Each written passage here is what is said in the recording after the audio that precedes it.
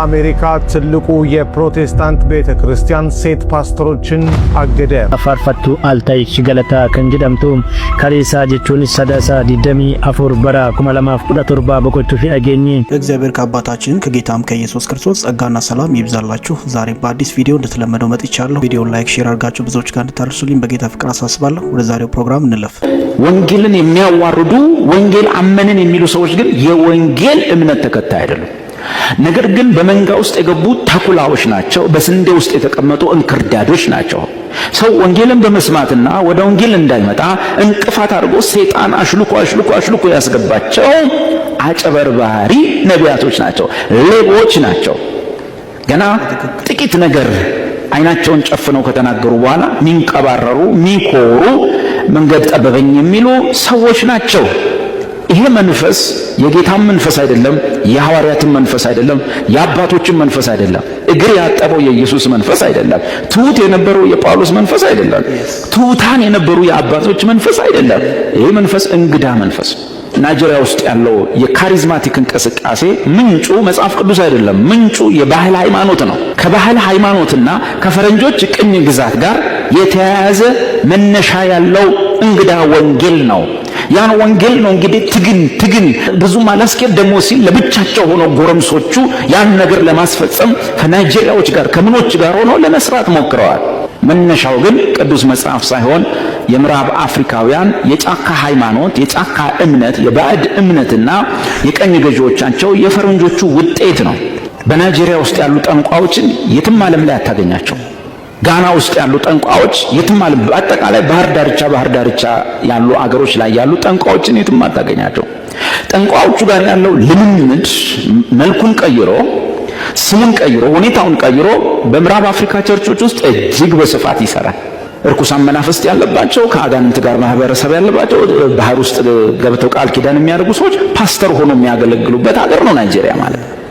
እጅ ጭነው የሚያገለግሉበት ነው። የጨው ቃል ኪዳን ምናምናም ሲባል ሰምተው ከሆነኛ ሀገር ላይ ኬታ መጣው የጨው ቃል ኪዳን ብለህ ጠይቅ። ያን ሰው የሚያመጣው ከምዕራብ አፍሪካ ነው። ይህንን ነው ስንል የቆየ ነው ማለት ነው።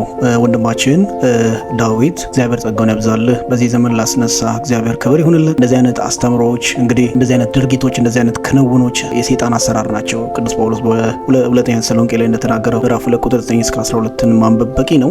ልምምዱ በራሱ አጋንንታዊ ነው። ምክንያቱም የሚቀበሉት መንፈስ ራሱ ከአጋንንት ነው። ማጂሺያን ናቸው። የጠንቆላው መንፈስ ነው ናይጄሪያ ላይ ያለው፣ ዌስት አፍሪካ በአጠቃላይ የሚቀበሉት ራሱ በጣም ራቅ ወዳለ ነገር ራሳቸው የሚገልጹት ቪዲዮ አለ። ያው ብዙ ተከታተላላችሁ ብዬ ስለማስብ ነው። እንደዚህ አይነት አጋንንታዊ ትምህርቶች፣ አጋንንታዊ ልዩ የሆኑ ወንጌሎችን እንቃወማለን በሀገራችን ላይ ያለው ማለት። ልዩ ወንጌል የሚለው ቅዱስ ጳውሎስ በገላትያ 1:6 እስከ 7 እስከ 8 ያለው ፊልም ማየት በቂ ነው። ይሄ ልዩ ወንጌል ነው። ከክርስቶስ ትምህርት የሚያወጣ ወንጌል ነው። ለኢየሱስ ክርስቶስ ሳንሰጥ ጌታን ሳንል ዛሬ ላይ ዘይት የሚነግዱ የተጸዳዱበትን ሶፍት ለሰዎች የሚሰጡ የወንጌል ስድቦች ቤተክርስቲያን ውስጥ የበዙት እውነተኛ ደቀ መዝሙር የሚሆን ሰው ዙሪያቸው ስላላገኙ ነው የሚጫወቱበት። ቤተክርስቲያን ግን እንደዚህ አትቀጥልም። ነፍሳችንን አስሮ የሚይዝ ለእውነተኛው ወንጌልና ለምትመጣዋ ሰማያዊቷ መንግስት ልባቸውን ያጸኑ ከመብልና ከሆድ ከዚህ ዓለም ስርዓት ራሳቸውን ገለል ያደረጉ እውነተኛ ደቀ መዛሙርቶች ጌታ ለቤቱ ያበዛልናል ብዬ ተስፋ አደርጋለሁ። ለዚህም እንጸልያለን። ቁርጥ ያለ ኢየሱስ ክርስቶስን የሚመስል ከትግሉ ከዚህ ዓለም ምጥ ከልዩ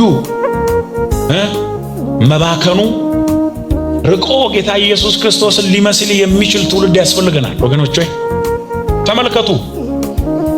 ጉባኤ ውስጥ እውነተኛ የእግዚአብሔር ቃል መልእክት ከመጣ የሚያኮርፉ ይበዛሉ።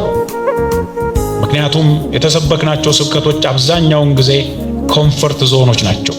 የሚቆረቁሩን የሚነኩንና ስጋዊ ማንነታችንን ትንሽ ነቅነቅ የሚያደርጉ ነገሮች አይፈለጉም። ተጠንቀቅ፣ ተዘጋጅተህ ኑር፣ ጌታ ኢየሱስ እየመጣ ነው የሚል እንዲህ አይነት መልእክት የማይመቸውና ለራሱ አስተማሪዎችን ያከማቸ በቆሮንቶስ ቤተክርስቲያን ውስጥ ክፍፍል ነበረ። እኔ አጵሎስ ነኝ፣ እኔ የኬፋ ነኝ፣ እኔ የጳውሎስ ነኝ፣ ከዛ ሌሎቹም ደግሞ እኛ የኢየሱስ ነን የሚሉ ነበሩ። ክርስቶስ አልተከፈለም። ዛሬ ላይ የምናደንቃቸው ከኢየሱስ ይልቅ ላያችን ላይ በደንብ ልምነት የሆኑ የተሳሉ ብዙ ሰዎች አሉ። አናስነካቸው የምንላቸው የራሳችንን ኒድ የሚሰብኩ እንደዚህ በደንብ አድርጎ የሚያመንንና በጣም በቃ አላረለ ትንሽ ሴንሲቲቭ የምንሆንበትን ቦታ ሁሉ በደንብ በስርዓቱ ትሪት የሚያደርጉልን አሉልን። ተቀደስ፣ እግዚአብሔርን ፍራ፣ በእውነተኛ መንፈሳዊ ሕይወት ተመላለስ የሚል ትምህርት የሌላቸው ማለት ነው። ምን ውስጥ ናችሁ? ለቤት ነው ጌታን የምንከተለው? እነከሌ እንዳይቀየሙን ለነከሌ ቅድሚያ ሰጥተን ነው ጌታን የምንከተለው? በባጣ ቆይኝ ኢየሱስ ከባድ ነው። ፓስተር እንዱ ዘመኑ ይባረክ። ይሄ መልእክት ባይ ዘ ወይ ወሳኝ የምለው መልእክት ነው። እየተሄደ ያለው ርቀት በጣም ስብከት አይመስሉም። በዚህ ዘመን እግዚአብሔር ትምህርት አይመስሉም። ማለት ካባ የደረቡ የሚያስጨክኑ አይደለም። ለእግዚአብሔር መንግስት የሚያበቁ ትምህርቶች አይደሉም በዚህ ዘመን ያሉት። የሆነ ምድራዊ ከንቱነትን የሚያስተምሩ የሆነ ተረት በቃ የሰነፍ ተረት ነው የሚወራው። የአሮጊቶች ሴቶች ወሬ ተረት እንዳለው ማለት ነው ቅዱስ ጳውሎስ። በቃ እንደዚህ አይነት ትምህርቶች እየበዙ ነውና እንጠንቀቅ። ለራሳቸው አስተማሪዎቻቸውን ያከማቻሉ ማለት ቅዱስ ጳውሎስ እንዳለው በአይ ቲንክ ሁለተኛ ጢሞቴዎስ ምዕራፍ 4 እስከ ምዕራፍ 6 ባለው ውስጥ ያወራው ማለት ነው። የመጨረሻው ዘመን ምልክቶች ናቸው እነዚህ። እንድንርቅ መጽሐፍ ያስተምረናል ቅዱስ መጽሐፍ። በጣም ደስ የሚል ዜና ሰምቻለሁ። በአሜሪካ ምድር ላይ ሴት ፓስተሮችን በቤተክርስቲያን ማገልገል እየታገዱ ነው፣ እየተከለከሉ ነው ማለት ነው። እሱን ሙሉ ኢንፎርሜሽኑን ከዚህ ቪዲዮ እንሰማለን። አሁን የገባ በአሜሪካ ትልቁ የፕሮቴስታንት ቤተክርስቲያን ሴት ፓስተሮችን አገደ። ለምን? ምን ተፈጥሮ ነው? በአጭሩ ላቀርብላችሁ። በአሜሪካ ብቻ በሚሊዮኖች የሚቆጠሩ ተከታዮች ያሉት ትልቁም የፕሮቴስታንት ቤተ እምነት የደቡብ ባፕቲስት ጉባኤ ሴቶች በፓስተርነት እንዳያገለግሉ የሚከለክል ጠንካራ ሕግ በአብላጫ ድምፅ ዛሬ አጽድቋል። በኦርላንዶ በተካሄደው ዓመታዊ ጉባኤ ላይ 6000 የሚጠጉ መሪዎች ሴቶች እንዳያገለግሉ ሲመርጡ የተቃወሙት 2000 ብቻ ነበሩ። ይህም ከ3 እጅ አንዱ ማለትም 3 ለ1 ብልጫ በማግኘት ሕጉ በቀላሉ እንዲያልፍ አድርጎታል። ለመሆኑ አዲሱ ሕግ ምንድነው የሚለው? ማንኛውም የዚህ ቤተ እምነት አባል የሆነ ቤተ ክርስቲያን አንዲትን ሴት በዋና ፓስተርነት፣ በሽማግሌነት ወይም ለጉባኤ ቆማ እንድትሰብክ መፍቀድ የለበትም። ይህንን ጥሶ የተገኘ ቤተ ክርስቲያንም ከማህበሩ እንዲሰረዝ ይደረጋል ማለት ነው። ውሳኔውን ያሳወቁት መሪዎች ይህ መጽሐፍ ቅዱሳዊና ወግ አጥባቂ አቋማችን የምናሳይበት ነው ሲሉም፣ በሌላ በኩል የሴት አገልጋዮች ማህበራት ግን በውሳኔው ልባችን ተሰብሯል፣ ሴቶች የእግዚአብሔርን ጥሪ እንዳይከተሉ መብታቸውን የሚነጥቅ ነው በማለት በከፍተኛ ሁኔታ አውግዘውታል። ይህ ማሻሻያ የቤተ ክርስቲያኑ ቋሚ ህገ መንግስት ሆኖ እንዲጸድቅ በሚቀጥለው ዓመት በሚካሄደው ጉባኤ ላይ በድጋሚ የ2/3 ድምፅ ማግኘት ይኖርበታል። በኦርቶዶክስ እምነት ሴቶች ጳጳስ፣ ቄስ ወይም ዲያቆን ማለትም በመቅደስ ውስጥ የሚያገለግል መሆን እንደማይችሉ ይታወቃል። በመቅደስ ገብቶ ቅዳሴ መቀደስ፣ ሚስጥራትን መፈጸም ማለትም እንደ ጥምቀትና ቁርባን ያሉትን እንዲሁም በቅዳሴ ሰዓት በመቅደስ ቆሞ መስበክ ለተቀቡ ካህናት ማለትም ለወንዶች ብቻ የተሰጠ የክህነት አገልግሎት እንደሆነ ይታወቃል። እንግዲህ መልካም ዜና ነው ብዬ አምናለሁ። ቅዱስ መጽሐፍ የሚያስተምረን ብዙ ነገር አለ። ለምሳሌ ሴት ልጅ ትዘምራለች በቤተ ክርስቲያን። ኦኬ፣ ከመስበክ ምን ያግዳታል የሚለው ጥያቄ ምልክት ውስጥ አስቀምጠዋለሁ። አሩን ነው ላይ ቅዱስ መጽሐፍ በሁለተኛ ጢሞቴዎስ ቅዱስ ጳውሎስ ተናግሯል። ሴት ልጅ እንድታስተምር አልፈቅድም ብሏል ቅዱስ ጳውሎስ ማለት ነው። ግን ዋሬቨር አሩን ነው ጌታ መንፈስ ቅዱስ በቃሉ ለምን እንደዛ አለ? በመጨረሻው ዘመን ከወንዶችና ሴቶች ባሪያዎች ላይ ከመንፈስ ያፈሳለሁ እንዳለው ማለት ያቺ ጥቅስ እኔ ግራ ታጋባኛለች። እና እግዚአብሔር እስኪ የራሳችሁን ሀሳብ አስተያየት አስቀምጡ። የኔ ምልከታ ግን ቢያገለግሉ መጥፎ አይደለም፣ ግን አለባበሳቸውን ቢያስተካክሉ ቅዱስ ጳውሎስ እንዳለው ማለት ነው። ሴት ልጅ አለባበሷ ይታወቃል፣ ያው ሰውነቷን መሸፈን እንዳለባት ያስተምራል። ያንን ቢከተሉ መልካም ነው ባይ ነኝ። እናንተን ሀሳብ አስተያየት ማስቀመጥ ትችላላችሁ። አሁን የምንመለከተው እንግዲህ ሚራክል ተካ የፈለፈላቸው አቶ ሚራክል ተካ የፈለፈላቸው ወንበዴ የራሱ ተኩላዎች ወጣት ተኩላዎች በየጊዜው እንግዲህ እያመረቱ ነው የሚገኙት፣ በየጊዜው እየተመረቱ ነው የሚገኙት እነዚህ ፕሮፌት ብለው ራሳቸው የሚጠሩ ሰዎች ማለት ነው። አሁን በዚህ ፕሮፌት በዚህ ቪዲዮ የምናየው ምን አይነት ምርጥ ድራማና ድራማቲክ ሆሊውድ የማይሰራውን ድራማ እንዴት እንደሚሰሩ ነው የምንመለከተው ማለት ነው። እስኪ ተመልከቱት። ቡና ይሻላል ማኪያቶ? ቡና ይሻላል ማኪያቶ? ቡና ይሻላል ማኪያቶ? ቡና የማሽን ነው የምትወደው የጀበና?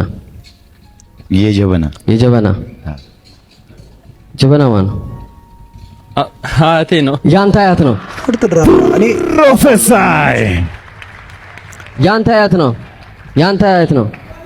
ምንድነው የፈለከው? ጀበና ቡና ማን ነው? ቡና አያቴ ነው። አያቱ ነው። መጀዋን ፕሮፌሰር ጉድ ተመልከቱ። የሚሰሩትን ስራ ዝም ብላ በያው እግዚአብሔር ፊት ነው የምነግራችሁ። ሁለታችሁም በኃይል ስትባረኩ አይቻለሁ። በኃይል ስትባረኩ አይቻለሁ። አሜን። ምን ላስመለከታችሁ ነው የፈለኩት። ሲጀመር ምንም የሚጠቅም ነገር የለውም ይሄ ቪዲዮ። እንደው ግን የገረመኝ ነገር ጀበናና ቡና ብሎ ተነጋግሮ ይሄ ልጅ አብነት ነው የሚባለው፣ ይሄ ጥቁሩ ልጅ ማለት መላጣው አብነት ነው የሚባለው፣ ዘማሪ ነው። እዚሁ ሲዳማ ክልል ወይም ሐዋሳ ተወላጅ ነው። ከዚህ በፊት ወንድማችን ተስፉ ካናዳ የሚኖረው ወንድማችን አጋልጦታል የሚሰራውን ስራ ማለት ነው። እና ተነጋግረው የሚሰሩት ስራ ነው። እዚሁ ኮንፈረንስ አዘጋጀን ብለው የሚሰሩት ድራማ እንደሆነ ይታወቃል።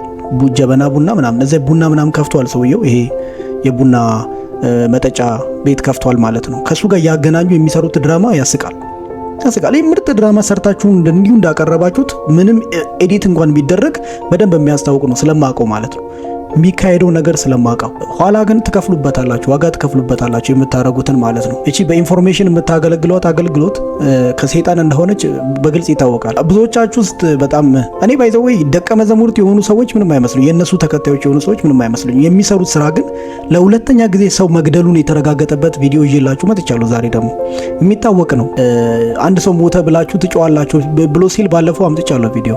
ይኸው ዛሬ ተደመረለ። ሌላ ሰው ገደልክሽ ምን ልትለን ነው? አሁን ሌላ ሰው ገደለ፣ የሱም ተከታዮች ደቀ መዛሙርቶቹ ማለት ነው። ይኸው ቢፍቲኬ ኩን አዴቢኡ ቢፈአራ አሜን መቃ ኢየሱስ ክርስቶስ ወጀታ ዋቀዮን ኪሎ ዲግደ መሰረተ ጀጀል ናኡሜራ deebisee na uumeeraana miilli koo lammaffaa deebi'ee naaf uumameera qaami koo hundi isaa deebi'ee naaf uumameera naa galateeffadhaa. Ayyee nama gaddisiisaa walitti keenyaa faarfattu Altaayish Galataa kan jedhamtu Kaleessaa jechuunis Sadaasaa 24 bara 2017 boqochuu fi dhageenyi baay'ee onneen keenya እንዲህ እያሉ ነው ሰው የሚጨርሱት። አንድ ሰው ለሞተው እንዲህ ትላላችሁ ብሎ ሲናገር የነበረው ሰውዬ ለካ ይሄው በድብቅ ደግሞ ሌላ ሰው ገሏል። ለካ በራሱ አገልግሎት እንዲህ ያደረጉ ነው ሰውን የሚጨርሱት። አንድ ሰው ቀላል የሚመስልበት ሀገር በጣም የአንድ ሰው ሞት ቀላል የሆነበት ሀገር ይሄ ኢትዮጵያ ብቻ ነው። ባይዘው እኔ ይገርመኛል። እንዴት አለመጠየቅ ራሱ በመንግስቱ ራሱ አለመጠየቅ ይደንቀኛል። እንዴት ዝም ብሎ እንዳለፉ ይደንቀኛል። መሰረት ታወራርዱታላችሁ። ያንዳንዳችሁ እግዚአብሔር አወራርዳል። ይሄን ጉድ ከናንተ አወራርዳችሁ ነው የምትሄዱት። ህይወት እኮ ወሬ አይደለችም። ህይወት እኮ የምትኖረው ነገር ነው። ፕራክቲካል ነገር ነው። መንፈሳዊ ነኝ የሚለው ምንድነው የሚያደርገው? ዘይት እየቸረቸረ እየሸጠ ነው።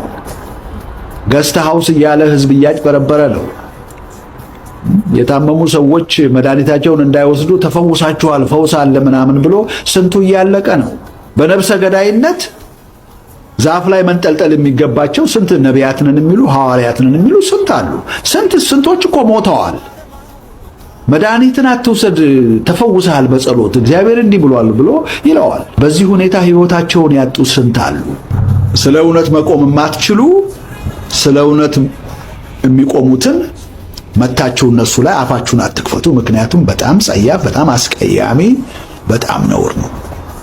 ክብሩን ብኩርናውን ለሆዱ ለቅልጥም ለምስር ወጥ የሚሸጥ ብቻ እኮ ነው የተሰጠው። እንግዲህ ዶክተር ደረጀን ደግፌ አይደለም ይሄን ቪዲዮ ያቀረብኩት። ዶክተር ደረጀ የተሳሳተበት ፓርት አለው። የሚናገረው ግን እውነት ነው። ተሳስቷል። በስህተቱ ደግሞ ተናግሬያለሁ። ሪስፖንስ ሰጥቻለሁ ከዚህ ቀደም በተለይ ከቴዲ አፍሮ ጋር በተያያዘ ዘፈኑ ላይ በሰጠው መጥምቁ ዮሐንስ ነው ብሎ በተናገረው ነገር ተናግሬያለሁ። ግን እዚህ ላይ ፖይንት አለው። ይሰው ግን የተናገረው ነገር እውነት ነው። ብዙ ሰው እየጨፈጨፉ ዝም ተብለዋል። ስቲል እስካሁን እነዚህ ሰዎች ስማቸው ላይ ታርጋ የለጠፉ ሰዎች ማለት ነው እያንዳንዱ ሰው እየገደሉ ነው በየጊዜው መድኃኒት ጣል በሚለው በተለይ ድፍረታቸው ማለት ነው። ዶክተር ያዘዘውን እግዚአብሔር በዶክተሮችን ለምን ይሰራል? ለምን ዶክተር ብሎ ፈጠረልን ታዲያ? ዶክተር ኬት መጣ? እንዴት ተፈጠረ ዶክተር የሚለው? ዶክተር አስፈላጊ ስለሆነ እኮ ነው።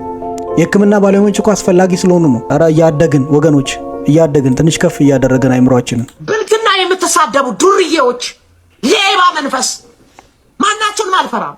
የ666 አባሪ የሆናችሁ ነቢያቶች አላችሁ።